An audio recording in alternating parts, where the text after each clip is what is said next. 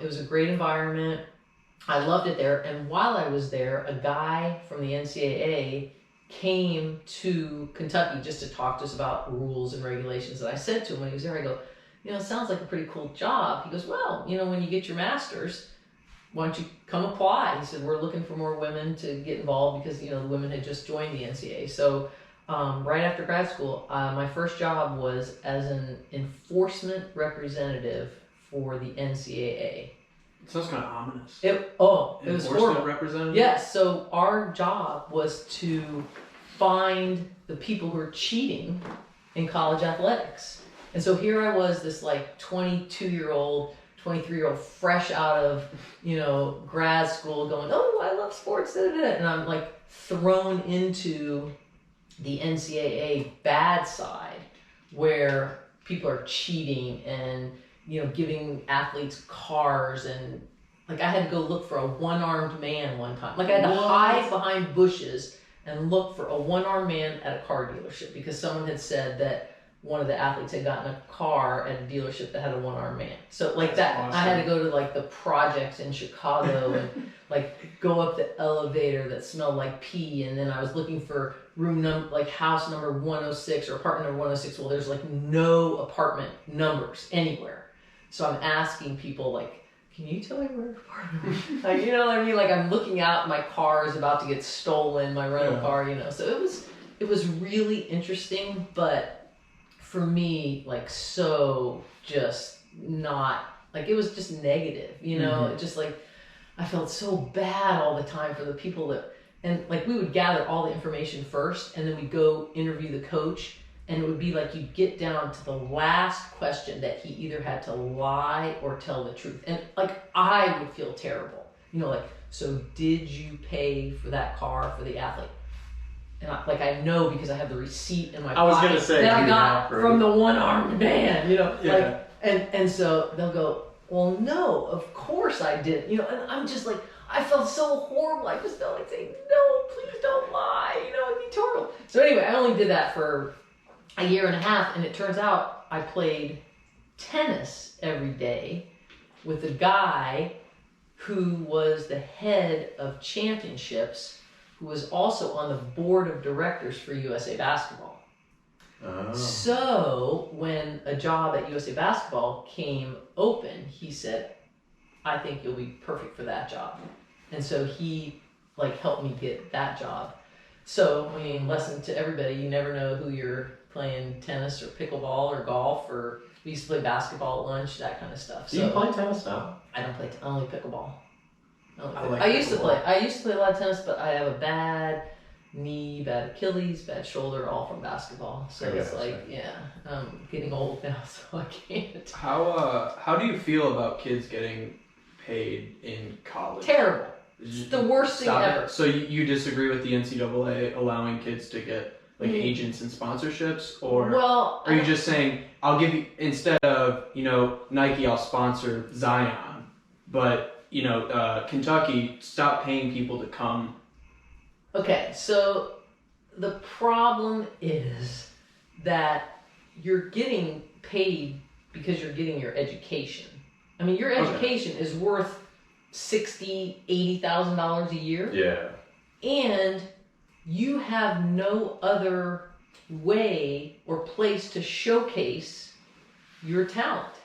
So they say we're being exploited, but guess what? You're not really being exploited because you need the university as much as they need you, in a sense. And all the players get a salary too, right? No. Not a salary, but they get for an away game. Oh yeah, they get. They get $300 meal money and stuff. And then most players get Pell Grants too. So it's like a low income grant from the government. So they'll get $5,000 a semester as a Pell Grant. Oh. So most of them get that. And see, the problem with saying, okay, athletes can get paid is who decides which, that's only going to be 5 or 6, 10 athletes, right? So does that allow an equal playing field? The whole purpose of not allowing schools to cheat or like recruit illegally or doing that stuff is because you want a level playing field. You don't want everyone to go to one school because they get paid to go there or a booster gives them a card. You want everyone to have an equal opportunity to pick the school they want to go to, recruit those athletes there, and then have a level playing field to play. Because part of what I like about watching John Morant, and he came out of no-name school and he just dominated March Madness. He's awesome. Yeah. I loved watching him. Yeah, he's awesome. So I can see where that's coming from, and it makes sense because then Kentucky, Duke, North Carolina, they're always going to be. They would be the dominant schools because they could pay their players, or the players are so well known that they get money. And now the G League, which is the NBA developmental league, used to be the D League, but now Gatorade sponsors it. They took some kids out of high school that opted not to want to go to play in college, and they took them into the G League. So they said, we're going to provide an alternative for kids who don't want to go to college. Okay, so it's kind of like baseball then. Yeah, kind of, yeah. I think so. And they paid them a little bit more. But the whole rub there is there's players they took those kids out of high school to go to the G League, but they paid them more than all the players that were already in the G League of NBA experience who are better and all that kind of stuff. It was kind of funny because the agents of those players that went to high school said, we're really concerned about them going to the G League because they'll have to play against really good players. Well, guess what? Yes, you do. Yeah. It's competition. Yeah, it's men against boys. Coming out of high school, you're not going to be like a guy who's got 10 years NBA experience and now is just in the G League for a little while. So it's interesting. I mean, it's an interesting conundrum. Like, I'm just all for education. I just think, I don't care how long you stay in school. I mean, even Zion said, look, I love my years at Duke. I mean, he loved his year at Duke. It's, when else can you play the game for fun? It's not your job. It's for fun. And you have your, college students cheering for you. And it's just such a fun environment. And I think you miss out on so much if you don't go. And you don't think Duke makes any extra money off of having Zion on their roster? Oh, yeah. Of course they do, because they sell more season tickets probably. But they sell out all the time anyway. Yeah, that's true. They sell out every game anyway. Yeah, I mean, they're gonna have anything. But they love having Zion because then they can go farther in the NCAA tournament, which means I think you get more money at the end if you've gone farther, that kind of thing. But, I understand what they're saying about athletes.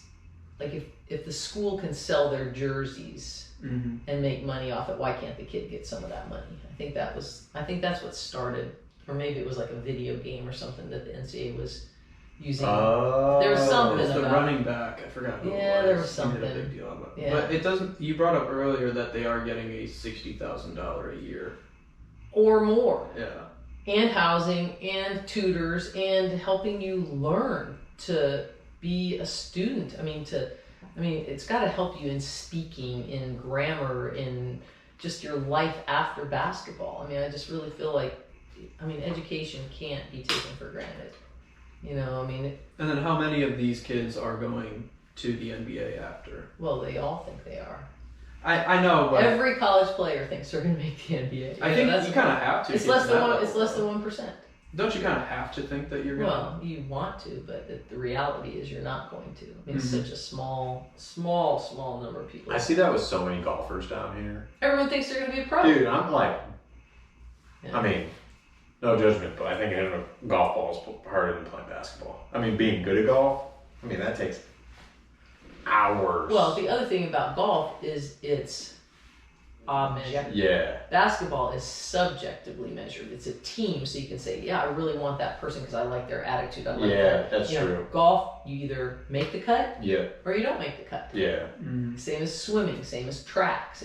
Gymnastics is subjective. So there's so many different sports that, I agree. Golf, and I think people are delusional. I mean, people want to go pro in pickleball. Like, is there professional pickleball? Oh yeah. It's the fastest growing sport in America. I've heard. I can believe it.